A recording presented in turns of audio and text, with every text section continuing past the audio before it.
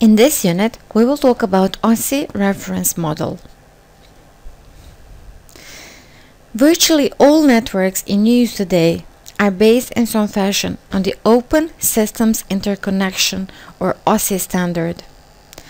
OSI was developed in 1984 by the International Organization for Standardization, a global federation of national standards organizations representing approximately 130 countries. The core of this standard is the OSI reference model, a set of 7 layers that define the different stages that data must go through to travel from one device to another over a network. These layers are the following: physical layer, data link layer, network layer, transport layer, session layer, presentation layer, and application layer. The application layer is the only part of a communication process that the user sees, and even then, the user doesn't see most of the work that the application does to prepare a message for sending over a network. The layer converts a message's data from human-readable form into sending and receiving computers.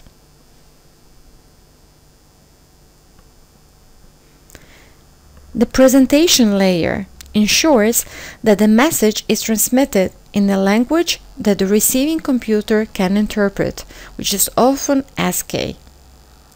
This layer translates the language if necessary, and then compresses and perhaps encrypts the data. It adds another header specifying the language as well as the compression and encryption schemes.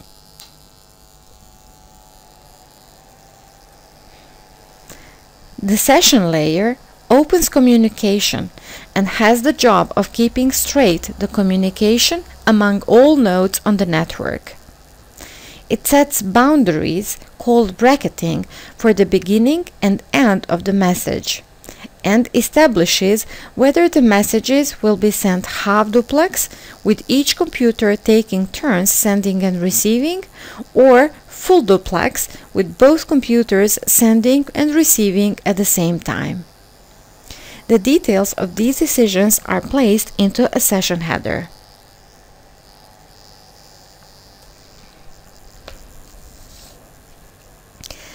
The transport layer protects the data being sent.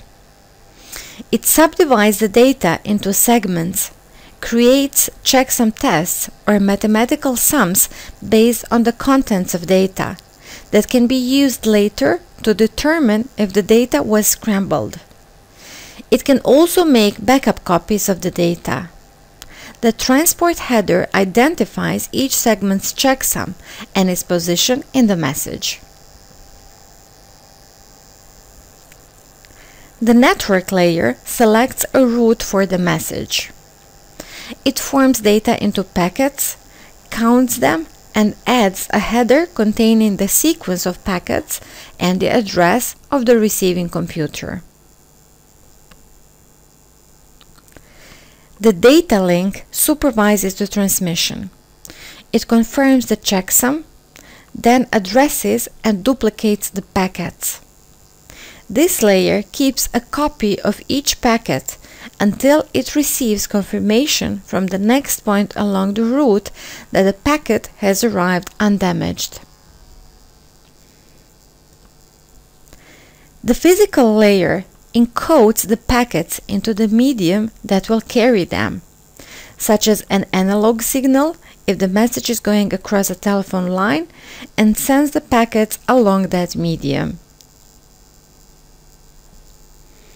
An intermediate node calculates and verifies the checksum for each packet.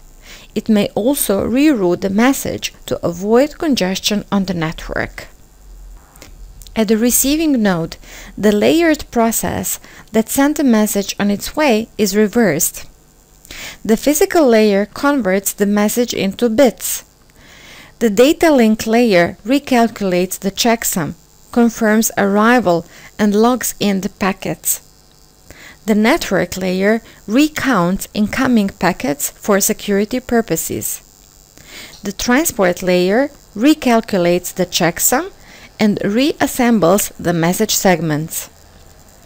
The session layer holds the parts of the message until the message is complete and sends it to the next layer.